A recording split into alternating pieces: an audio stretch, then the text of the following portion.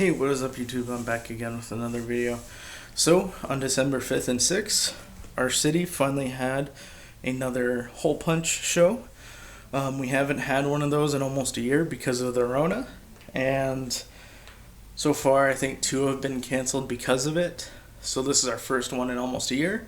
Kind of wasn't sure what I was going to find there, since a lot of those vendors are in like that high risk age.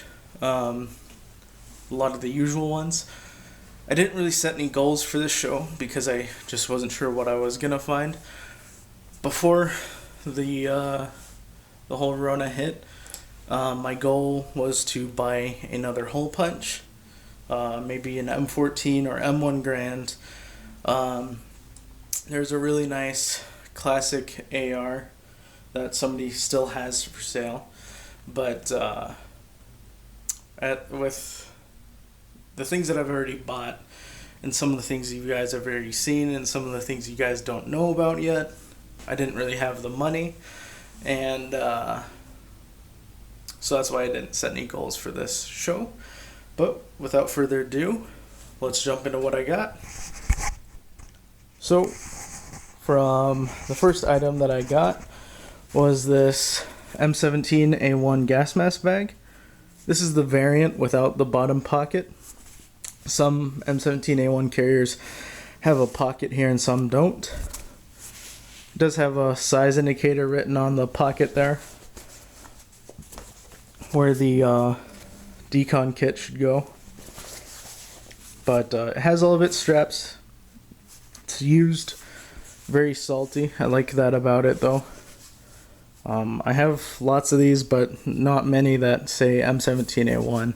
A lot of mine either say M17 series or M17a2s. So yeah, picked this up for $4. Then from the same vendor, I picked up 2 pairs of Deltoid Protectors, or the DAPs, shoulder protectors for the Interceptor Vests, manufactured by Point Blank. The body armor itself was manufactured in 2007. It says that on the ballistic panel itself too, and it has a contract to 2004. Neither of my Interceptor vests, I have 2, a Woodland one and a DCU one. Neither of them have the Deltoid Protectors, but other than that, both are complete. So my hopes is that I can get a desert camo or woodland deltoid shell, and then just swap the body armor inserts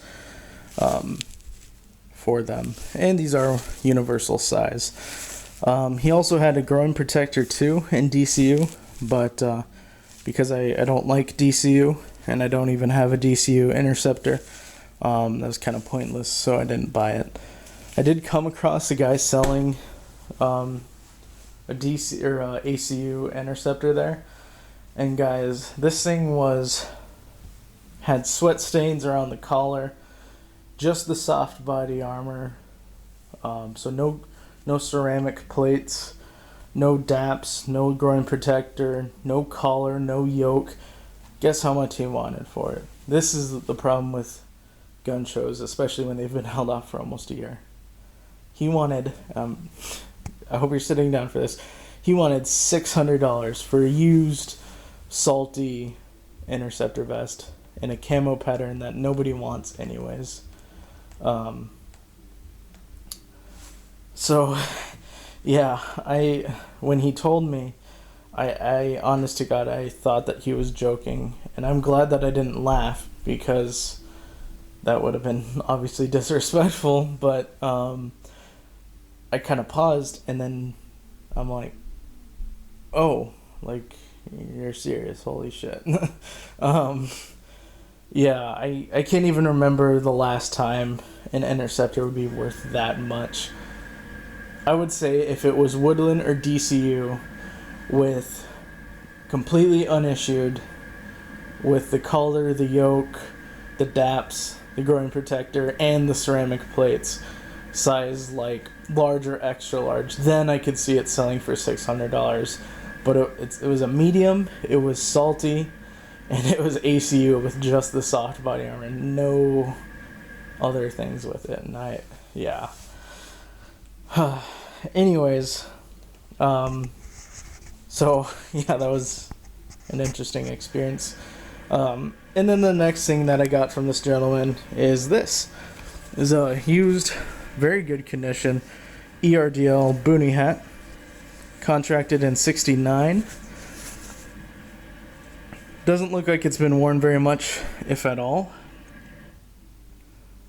But it is size 6 and like whatever the small size is that you always find these things in. Size 6 and 7/8, so yeah. This fits me, like I can squeeze into it for sure, but it definitely can't be windy that day. Otherwise it'll blow off my head, so.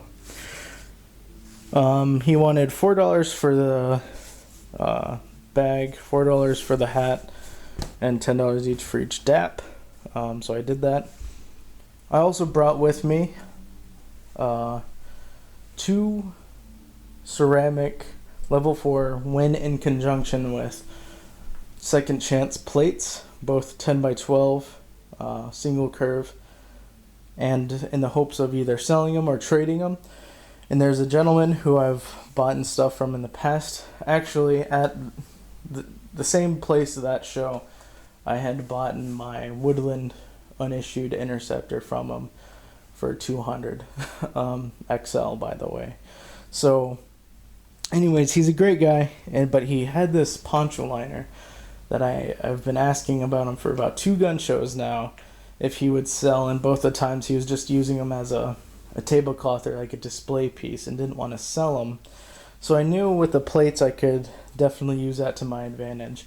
But you may be wondering, why would I trade ceramic plates for a poncho liner? And that is because this poncho liner is an ERDL or RDF camo poncho liner, unissued, from 1988.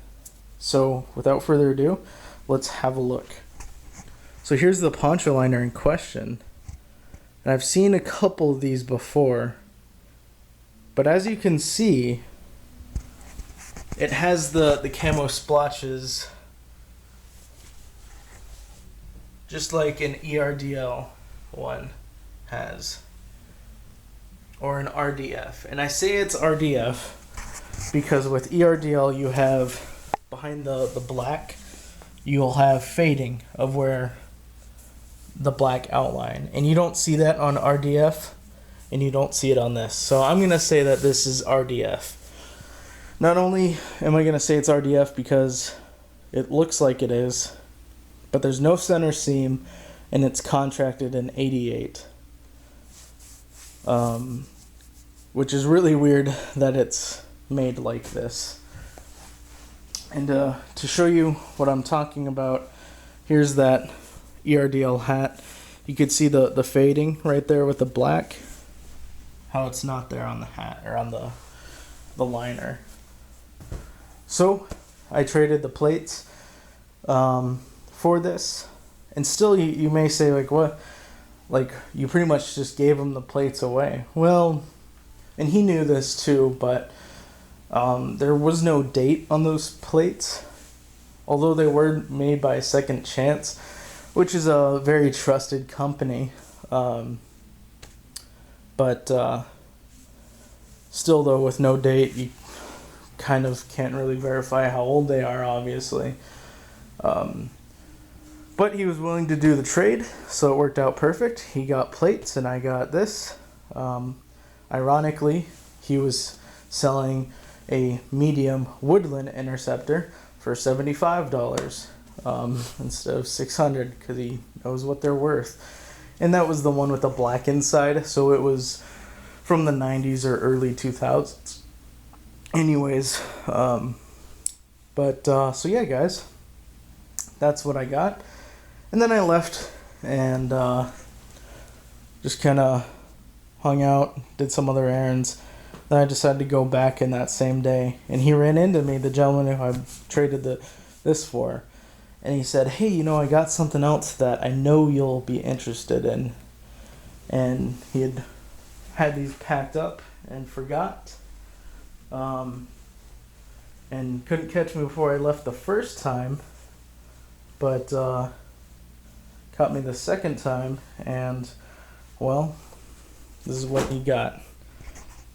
So this is a pair of used, very good condition Erdl pants with a contract of $69 and size extra large. And look, you can still see that same shape like in Erdl, except there's fading here and there's no fading here. This same shape appears on RDF too. But these pants are in really great shape. They're somewhat faded, but not enough to where you can't tell what they are. But they're faded enough where a reenactor could wear these and they won't feel bad like they're destroying originals, which is perfect. The only modification that was done to them is somebody had sewn two buttons here, and 2 buttons here, and 2 on the back. So some old dude was probably wearing these with suspenders, and just took those off. But yeah, these things, I've wanted extra large Erdl pants for a long time. I'm just was too stubborn to pay the $130 price tag that these things seem to sell for. Hopefully I could get a top soon, but she sold me these for $40, so I'd say I got off with a pretty good deal. So that's everything that I bought at the gun show. I hope you guys enjoyed it. If you guys have any questions about this thing, as always, try and let me know, and I'll do my best to answer them. Oh, another interesting thing, unrelated, but is later this evening, December 6, 2020. Maybe you guys have seen them yourselves and already know what it is, but I got to see Elon Musk's satellites. So Elon Musk is sent out these satellites to basically provide better internet, and these things are traveling in a huge line across the sky, and you really can't miss them. But yeah, this isn't my photo, but this is exactly what I got to see in the sky tonight. So you guys might be able to see them yourself. I don't know. I don't know how often they go around or if they're eventually coming back. But it was kind of a neat thing to see. So anyways, guys, that's it for my little spiel. I hope you guys have a very Merry Christmas, and I hope your guys' Thanksgiving was very, very nice. So thanks again, and as always, have a nice day.